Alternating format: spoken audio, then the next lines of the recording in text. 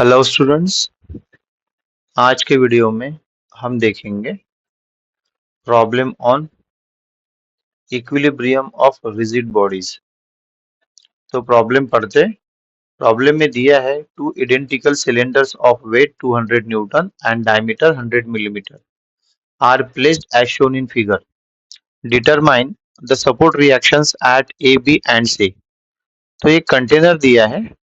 एक कंटेनर के अंदर दो सिलेंडर्स है। दोनों भी सिलेंडर कैसे है? आइडेंटिकल सिलेंडर है। आइडेंटिकल सिलेंडर मीन्स दोनों भी सेम है। और अगर दोनों भी सेम है तो इसका मतलब होता है दोनों भी सिलेंडर का वेट क्या रहेगा? सेम रहेगा। यहाँ पे दिया है वेट 200 न्यूटन, इसका भी वेट 200 न्यूटन रहेगा, इसका भी वेट 200 न्यूटन रहेगा।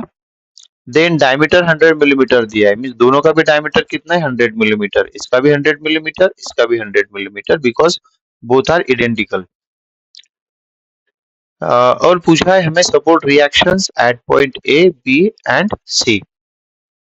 तो ये जो वर्टिकल वॉल या सरफेस है वो वर्टिकल सरफेस इस सिलेंडर को सपोर्ट कर रहा है एट पॉइंट ए, तो वहां पे एक रिएक्शन बनेगा, that is support reaction at point A R A. ये जो सिलेंडर है इस सिलेंडर को ये इंक्लाइंड सपोर्ट और सरफेस पॉइंट बी पर सपोर्ट कर रहा है, इसलिए यहाँ पर भी एक रिएक्शन बनेगा, that is reaction R B. और पॉइंट सी पर भी यहाँ पे सपोर्ट बन रहा है ये सिलेंडर को। तो ये वर्टिकल जो सरफेस है, वर्टिकल सरफेस सपोर्ट प्रोवाइड कर रहा है ये सिलेंडर को, तो यहाँ पर भी एक सपोर्ट रिएक्शन बनेगा, दैट इज आर सी। और यहाँ पे जो इंक्लाइन सरफेस है या फिर इंक्लाइन सपोर्ट है, इसका एंगल विद द ग्राउंड और हॉरिजॉन्टल 10 डिग्री दिया है। तो चलो इसको हम सॉल्व करते हैं। इसका मैंने एक सिंपल फिगर यहाँ पे ड्रॉ कर लिया है, और ये फिगर में मैंने क्या किया है कि मुझे ये सिलेंडर आइसोलेट करने हैं दोनों भी, क्योंकि अगर दोनों सिलेंडर को मैं साथ में कंसीडर करता हूँ और सॉल्व करने की कोशिश करता हूँ तो मुझे यहाँ पे कॉम्प्लिकेशंस क्रिएट होंगे। तो कॉम्प्लिकेशंस अवॉइड करने के लिए हमें क्या करना है कि सिलेंडर को वन बाय वन आइसोलेट करना है, फिर इक्विलिब्रियम कंडीशन अप्लाई करनी है और उसे सॉल्व करना है। तो मैंने ये सिलेंडर को नेमिंग कर दिया है एज अ सिलेंडर 1 और ये हो गया सिलेंडर 2। ये सिलेंडर 1 का जो सेंटर है दैट इज C1 और सिलेंडर 2 का सेंटर C2। और देखो ये जो सिलेंडर 1 और सिलेंडर 2 है ये दोनों के बीच में कांटेक्ट पॉइंट हो रहा है, और वो कांटेक्ट पॉइंट है पॉइंट डी। मैंने यहाँ पे नेमिंग कर दिया है as with capital D, contact point between this cylinder 1 and cylinder 2। तो यहाँ पे जब हम किसी भी प्रॉब्लम को सॉल्व करेंगे तो सबसे पहले हमें फाइंड आउट करना है, क्या फाइंड आउट करना है? एट पॉइंट डी हमें एक रिएक्शन फाइंड आउट करना है और रिएक्शन फोर्स फाइंड आउट करना है बिटवीन दीज टू सिलेंडर्स। दोनों भी सिलेंडर्स जहां पे कांटेक्ट बनाते हैं कांटेक्ट पॉइंट पे एक रिएक्शन क्रिएट होगा, वो रिएक्शन हमें पहले फाइंड आउट करना है। और वो रिएक्शन फाइंड आउट करने के लिए, बिकॉज रिएक्शन इंक्लाइंड है, आप लोग देख रहे हो ये C1 टू ये C2, ये C1 टू C2 जो लाइन हमने यहाँ पे ज्वाइन कर ली स्ट्रेट लाइन, ये line of action of the reaction force at point D है। इसीलिए हमें क्या करना है यहाँ पे उसको फाइंड आउट करना है। तो फाइंड आउट करने के लिए हमें सबसे पहले क्या फाइंड आउट करना पड़ेगा? एक एंगल फाइंड आउट करना पड़ेगा, बिकॉज ए इंक्लाइंड है और ये reaction at point D means reaction D और आर डी ये जो इंक्लाइंड है उसको हम ऑर्थोगोनल कंपोनेंट में रिजॉल्व करेंगे। तो रिजॉल्व करने के लिए हमें क्या चाहिए? प्रॉपर एंगल चाहिए विद द हॉरिजॉन्टल और वर्टिकल। तो यहाँ पे हम हॉरिजॉन्टल एंगल फाइंड आउट कर सकते हैं। तो उसके लिए हमें क्या करना है? जो स्ट्रेट लाइन से हमने C1 और C2 को जोड़ दिया है, तो इस फिगर में आप देखो तो ये जो सेंटर C2 और ये जो वर्टिकल वॉल है इसके बीच का डिस्टेंस है 50 मिलीमीटर, क्योंकि इसका डायमीटर कितना हुआ? 100 मिलीमीटर। तो सेंटर C2 और ये वर्टिकल वॉल इसके बीच का डिस्टेंस रहेगा 50 मिलीमीटर। ये हॉरिजॉन्टल डिस्टेंस हम कंसीडर कर रहे हैं।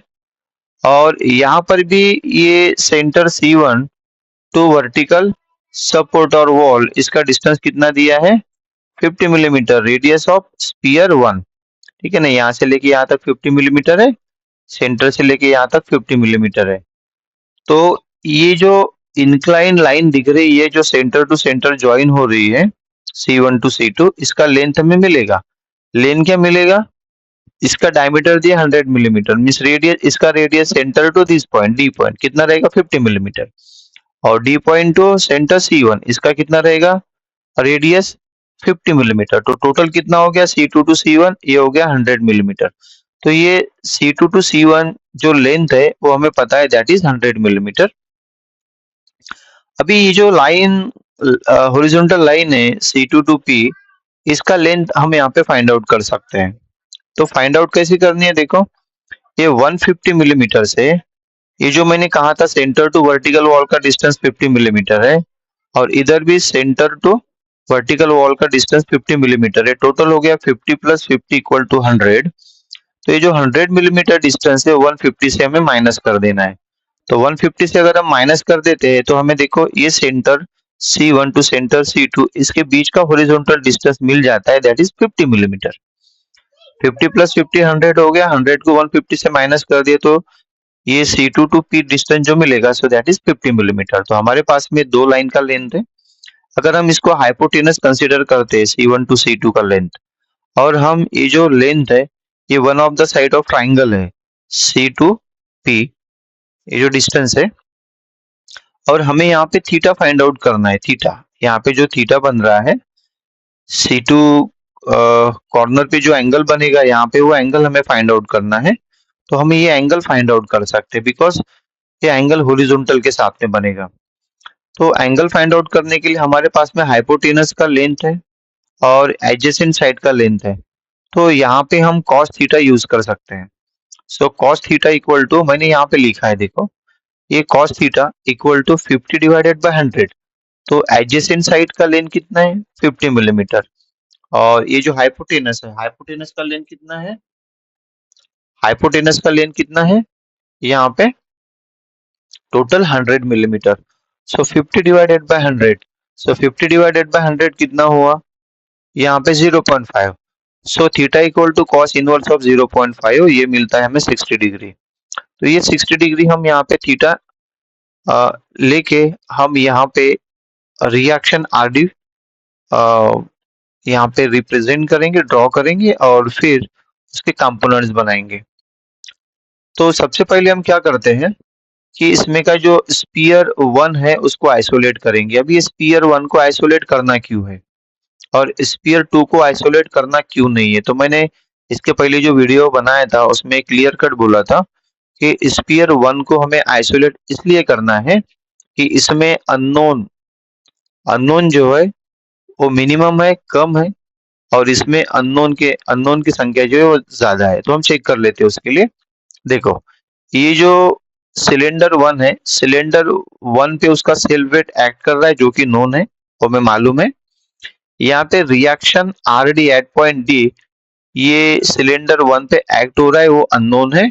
और एट पॉइंट सी जहाँ पे कांटेक्ट हो रहा है, एट पॉइंट सी यहाँ पे रिएक्शन बनेगा आर सी, वो भी अननोन है। मीन्स यहाँ पे दो अननोन है और एक नोन है। और अगर हम सिलेंडर 2 की बात करेंगे तो सिलेंडर 2 में उसका सेल्फ वेट नोन है, हमें पता है सेल्फ वेट उसका कितना है, लेकिन रिएक्शन आर डी हमें पता नहीं है, रिएक्शन आर बी हमें पता नहीं है, और रिएक्शन आर ई हमें पता नहीं है। यहाँ पे 3 अननोन्स है। तो इस केस में हमें क्या करना है कि जिसमें अननोन कम है उसको हमें कंसीडर करना है, आइसोलेट करना है, फिर उस पे एक्सटर्नल फोर्सेस हमें दिखाने हैं विद रिएक्शंस, और फिर हम अप्लाई करेंगे कंडीशंस ऑफ इक्विलिब्रियम और फिर उसे सॉल्व करेंगे। तो थीटा एंगल हमें मिल गया है। तो मैंने बोला था कि जो C1 टू C2 जो लाइन ज्वाइन हो रही है वो line of action of reaction force R D at point D है। तो आप देख सकते हो यहाँ पे मैंने ड्रॉ कर दिया है यहाँ पे आर डी को इस तरह से। तो जो एंगल बना है ये आर डी, जो आर डी हमें दिख रहा है जो इस पॉइंट पर एक्ट हो रहा है, ये पॉइंट कौन सा पॉइंट है, ये पॉइंट है डी पॉइंट यहाँ पे। ये डी पॉइंट पे एक्ट हो रहा है और ये उसका लाइन ऑफ एक्शन है। तो इसका हॉरिजॉन्टल के साथ में जो एंगल बनेगा हमने फाइंड आउट कर लिया है, दैट इज 60 डिग्री। तो 60 डिग्री एंगल हमने ले लिया है, इसके दो कंपोनेंट्स बनाए हमने, मीन्स हमने आरडी को रिजॉल्व किया है हॉरिजॉन्टल कंपोनेंट और वर्टिकल कंपोनेंट में। तो इसका जो हॉरिजॉन्टल कंपोनेंट है वो 60 डिग्री का बनेगा, क्योंकि यहाँ पे जो हॉरिजॉन्टल लाइन हमने ड्रॉ की है सी टू पी, और ये जो इंक्लाइंड है means line of action of the reaction RD, इसके बीच का एंगल कितना है, इसके बीच का एंगल है 60 डिग्री। तो इस तरह से हमने किया, यहाँ पे एक उसका हॉरिजॉन्टल कंपोनेंट लिया है और एक वर्टिकल कंपोनेंट लिया है, और हॉरिजॉन्टल कंपोनेंट का एंगल विद द आरडी और line of action of RD कितना है, 60 डिग्री है। तो इसके दो कंपोनेंट्स बनेंगे और उसके मैग्नीट्यूड रहेंगे। हॉरिजॉन्टल कंपोनेंट का मैग्नीट्यूड रहेगा आर डी cos 60 और वर्टिकल कंपोनेंट का मैग्नीट्यूड रहेगा आर डी sin 60।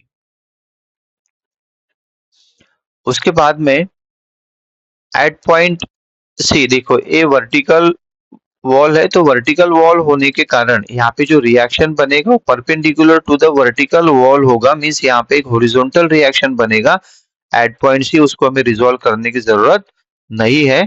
और ये जो स्पीयर है और सिलेंडर है, ये सिलेंडर का वेट वर्टिकली डाउनवर्ड उसके सेंटर पे, सेंटर C1 पे एक्ट होगा, जो मैंने यहाँ पे रिप्रेजेंट किया है। देखो ये 200 न्यूटन इसका वेट एक्ट हो रहा है सेंटर पर, और ये आरसी जो है reaction at point C horizontal होगा, बिकॉज सरफेस कैसा है वहां पे, वर्टिकल है। तो मैंने बोला था अगर इस टाइप का प्रॉब्लम है जिसमें स्मूथ सरफेसेस दिए हैं या सपोर्ट दिए हैं, तो यहाँ पे जो रिएक्शन बनेगा वो सपोर्ट को 90 डिग्री में होगा, परपेंडिकुलर होगा।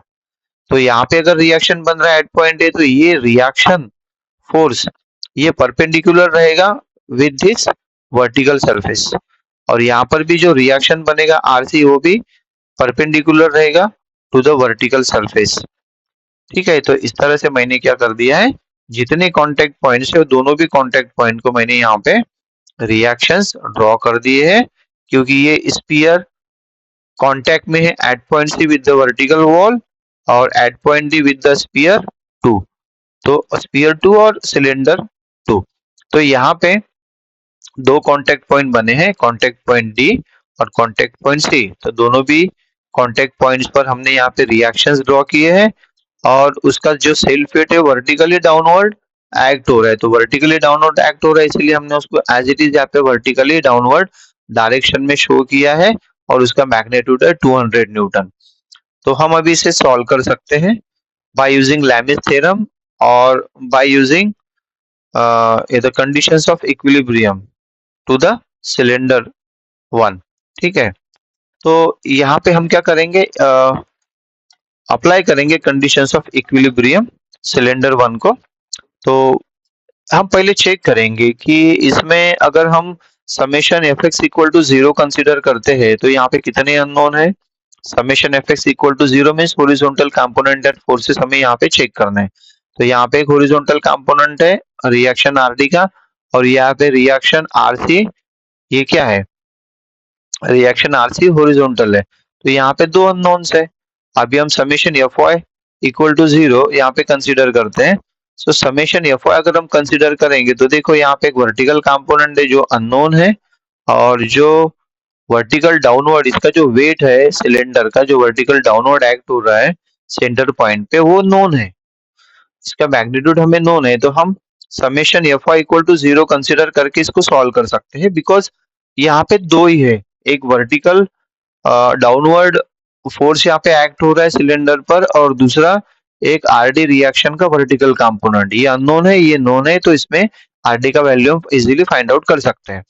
तो हमने यहाँ पे ले लिया है summation F I equal to 0, summation F I equal to 0, then हम लेंगे कंपोनेंट, ये जो वेट है सिलेंडर का एक्टिंग डाउनवर्ड, अगर वो डाउनवर्ड एक्ट हो रहा है तो उसका साइन रहेगा माइनस, तो हमने माइनस ले लिया, उसका मैग्नीट्यूड कितना है 200 माइनस 200।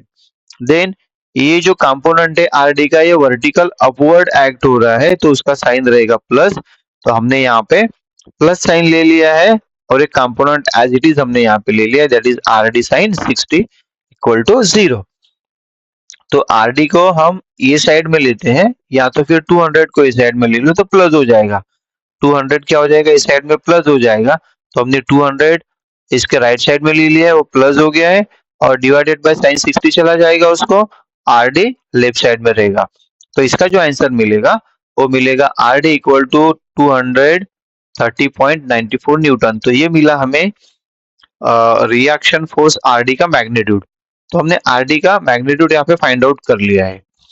अभी हम यूज करेंगे यहाँ पे summation F X equal to 0। इसे जितने भी हॉरिजॉन्टल कंपोनेंट है या फिर हॉरिजॉन्टल फोर्सेस है या हॉरिजॉन्टल रिएक्शन है, उसका एडिशन हम यहाँ पे करेंगे और उसको इक्वेट करेंगे विद 0। तो देखो यहाँ पे एक हॉरिजॉन्टल कंपोनेंट है आरडी का जो कि राइट साइड में एक्ट हो रहा है, तो उसका साइन रहेगा प्लस। सो प्लस हमने ले लिया यहाँ पे आर डी कॉस 60, तो R D cos 60 plus R D cos 60, then minus RC, RC किधर एक्ट हो रहा है टूवर्ड्स लेफ्ट, इसका साइन क्या रहेगा माइनस रहेगा, तो हमने यहाँ पे माइनस आरसी लिखा है, देन इक्वल टू 0। तो आर डी का मैग्नीट्यूड हमें पता है कितना है 230.94, तो हमने यहाँ पे आर डी का मैग्नीट्यूड रख दिया है 230.94 इंटू कॉस 60, ठीक है, और उसको हमने ए साइड में ले लिया है। तो ये ओ साइड में गया है तो माइनस हो जाएगा, माइनस दोनों भी साइड में कैंसिल हो जाएंगे। सो आरसी इक्वल टू हमें क्या मिलेगा, आरसी इक्वल टू मिलेगा हमें 115.47 न्यूटन। तो हमने यहाँ पे दो वैल्यूज और मैग्नीट्यूड फाइंड आउट कर लिए हैं of reaction RD end of reaction RC. अभी हम सिलेंडर 2 को कंडीशंस ऑफ इक्विलिब्रियम अप्लाई करेंगे। तो मैंने यहाँ पे सिलेंडर 2 का एक फ्री बॉडी डायग्राम यहाँ पे ड्रॉ कर लिया है, और ये जो रिएक्शन यहाँ पे जो है रिएक्शन फोर्स आर डी, वो आर डी इस सिलेंडर पर एक्ट हो रहा है, ठीक है, इस सिलेंडर पर एक्ट हो रहा है यहाँ पे ये पॉइंट डी पर, जैसे मैंने बताया था।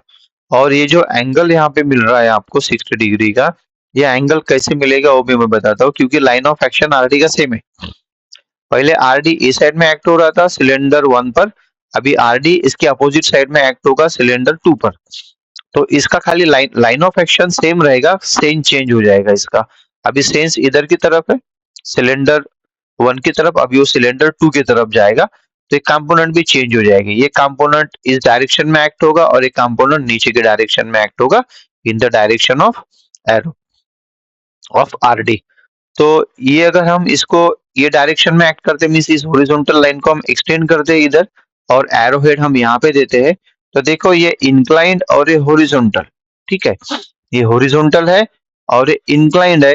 तो यहाँ पे जो एंगल बन रहे हैं हॉरिजॉन्टल एंड ये इंक्लाइंड आरडी के बीच में, ये अपोजिट एंगल्स हो जाएंगे। ये 60 डिग्री है तो यहाँ पर भी क्या हो जाएगा 60 डिग्री एंगल हो जाएगा। अगर मैं यहाँ से ये लाइन को हॉरिजॉन्टल लाइन को एक्सटेंड करता हूँ तो यहाँ पे ये 60 डिग्री है, तो ये अपोजिट एंगल यहाँ पे बन जाएगा 60 डिग्री हॉरिजॉन्टल लाइन और ये इंक्लाइन आरडी के बीच में। तो यहाँ पे जो एंगल रहेगा आरडी का विद द हॉरिजॉन्टल कंपोनेंट वो रहेगा 60 डिग्री, और वर्टिकल कंपोनेंट जाएगा नीचे की तरफ, दैट इज आरडी साइन 60। तो वैसे ही मैंने यहाँ पे ड्रॉ किया है। देखो अपोजिट एंगल ये हो गया 60 degree with horizontal component of RD. So horizontal component of RD हो गया आरडी cos 60, और वर्टिकल कंपोनेंट ऑफ आरडी हो गया है आरडी साइन 60। और स्पीयर और सिलेंडर जो 2 है, सिलेंडर 2 का वेट सेंटर पे एक्ट हो रहा है, दैट इज 200 न्यूटन। उसके बाद में मैंने यहाँ पे आपको बोला था कि जो वर्टिकल सपोर्ट है, वर्टिकल सपोर्ट पर जो रिएक्शन फोर्स रहेगा वो रिएक्शन फोर्स उसको परपेंडिकुलर रहेगा।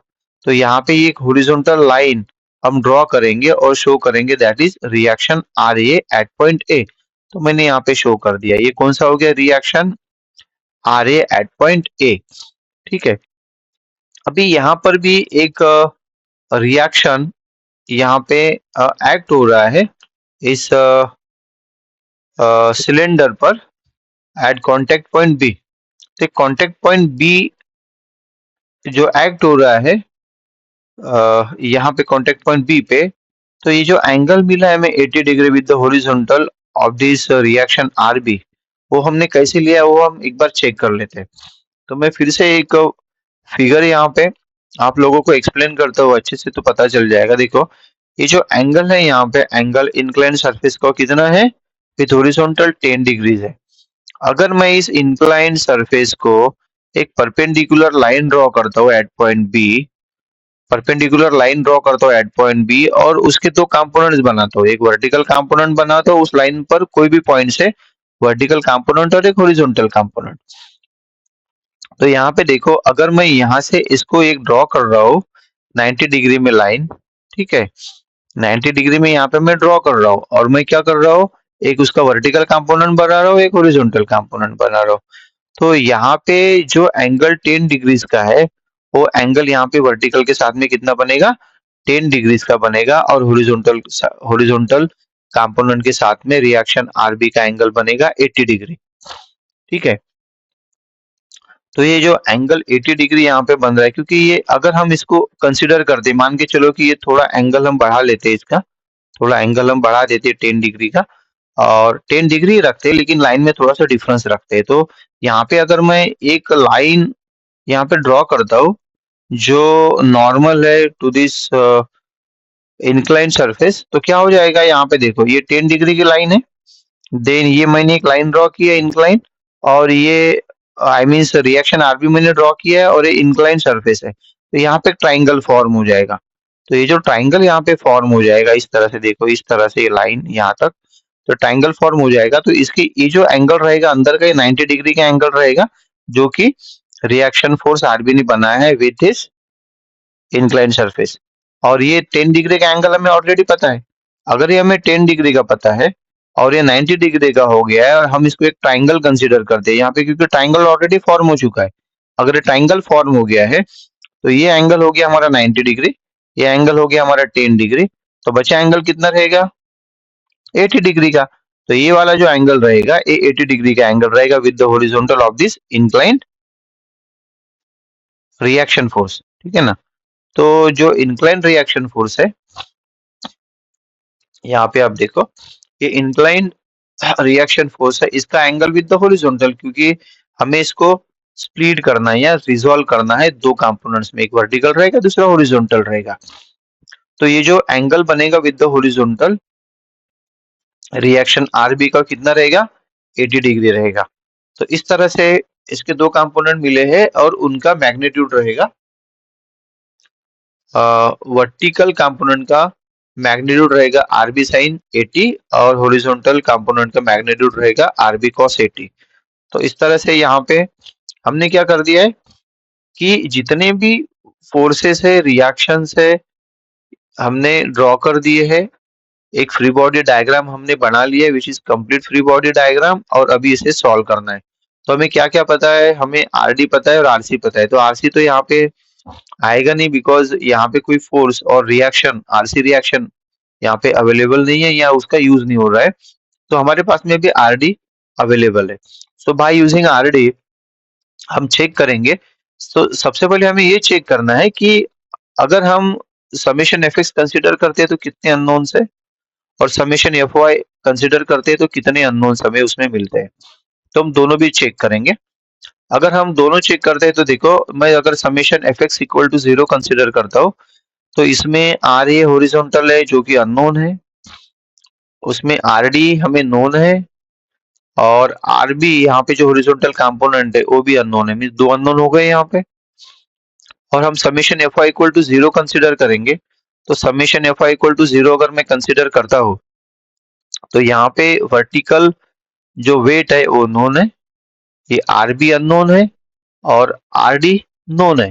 तो इसका मतलब होता है, देखो ये एक वर्टिकल कंपोनेंट हो गया, ये वर्टिकल कंपोनेंट हो गया और ये वर्टिकल फोर्स हो गया है। तो हमारे पास में three vertical component, two vertical component and one vertical force है और वेट है। तो इससे हमें दो नोन है, इस 200 एंड आर डी का वैल्यू हमें पता है, तो आर बी हम इजीली फाइंड आउट कर सकते हैं।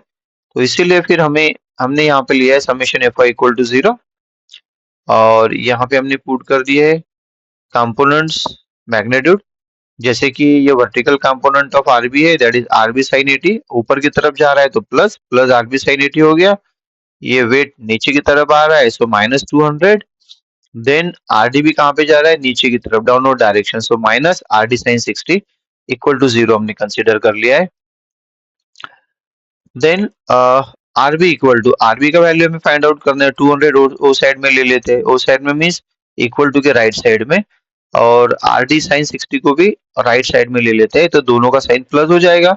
सो plus 200 plus 230.94 sine 60, R D का मैग्नीट्यूड हमें पता है कितना है 230.94, वो जो कि हमने पहले ही फाइंड आउट करके रखा है। यहाँ पे देखो ये आर डी का मैग्नीट्यूड है 230.94 न्यूटन, तो वो हमने यहाँ पे रख दिया है और इसको सॉल्व कर दिया है, तो हमें आरबी का मैग्नीट्यूड मिल गया है, दैट इज 406.17 न्यूटन। देन अभी हमारे पास में आरबी और आरडी दोनों का भी मैग्नीट्यूड अवेलेबल है, तो हम अभी R A easily find out कर सकते हैं। तो हम यहाँ पे summation F X equal to 0 लेंगे। देन यहाँ पे हॉरिजॉन्टल कंपोनेंट कितने वो हम चेक कर दे, देखो हॉरिजॉन्टल कंपोनेंट, एक हॉरिजॉन्टल कंपोनेंट यहाँ पे है, देन हॉरिजॉन्टल कंपोनेंट यहाँ पे है, और एक हॉरिजॉन्टल रिएक्शन फोर्स यहाँ पे एट पॉइंट ए, तो उसको ले लेते हैं। देखो ए वाला लेफ्ट की तरफ एक्ट हो रहा है, therefore minus minus R B cos 80, ये भी लेफ्ट की तरफ एक्ट हो रहा है, that is minus are D cos 60, और आर ए राइट की तरफ एक्ट हो रहा है, so therefore plus R A equal to 0। तो यहाँ पे हमें फाइंड आउट करना है आर ए, तो हम ये दोनों भी टर्म को इक्वल टू के राइट साइड में लेंगे, तो दोनों का साइन क्या हो जाएगा, प्लस हो जाएगा, और आरबी का मैग्नीट्यूड हम यहाँ पे पुट कर देते हैं। सो आरबी का वैल्यू कितना था 406.17, हमने जो कि फाइंड आउट कर लिया, यहाँ पे हमने रख दिया cos 80 as it is, plus RD का मैग्नीट्यूड कितना है 230.94, cos 60 एज इट इज। इसको सॉल्व करेंगे तो आरए का मैग्नीट्यूड हमें मिल जाएगा, दैट इज 186 न्यूटन। तो इस तरह से हमने यहाँ पे सब रिएक्शंस फाइंड आउट कर लिए, reaction at point A, at point B, at point C. तो ये जो प्रॉब्लम हमने सॉल्व किया है वो स्टार्ट कैसे किया था हमने, सबसे पहले हमने प्रॉब्लम का स्टडी किया था, प्रॉब्लम का स्टडी करके फिर हमने चेक किया कि जिसमें कम अननोन होंगे उसको हमने यहाँ पे सिलेक्ट किया, फिर उसको बॉडी से आइसोलेट किया, फिर उसका वो फ्री बॉडी डायग्राम बनाया, फिर हमने उसको सॉल्व किया। और उसको सॉल्व करने से पहले हमने फाइंड आउट किया यहाँ पे एंगल थीटा, तो एंगल थीटा अगर मिल जाता है तो हमें ये जो रिएक्शन है यहाँ पे at point D, reaction R D, तो वो रिएक्शन आर डी के लिए जब हम जाएंगे टू स्प्लिट इट है ना इनटू ऑर्थोगोनल कंपोनेंट्स, तो हमें वहां पे एक पर्टिकुलर एंगल चाहिए थीटा, अगर वो एंगल मिल जाता है तो हम आर डी की वैल्यू फाइंड आउट कर सकते हैं। और एक बार आर डी का मैग्नीट्यूड और वैल्यू हमें पता चल गई तो बाद में फिर हम उसको step by step easily solve कर सकते हैं। तो यही मेथड आप लोगों को यूज करनी है।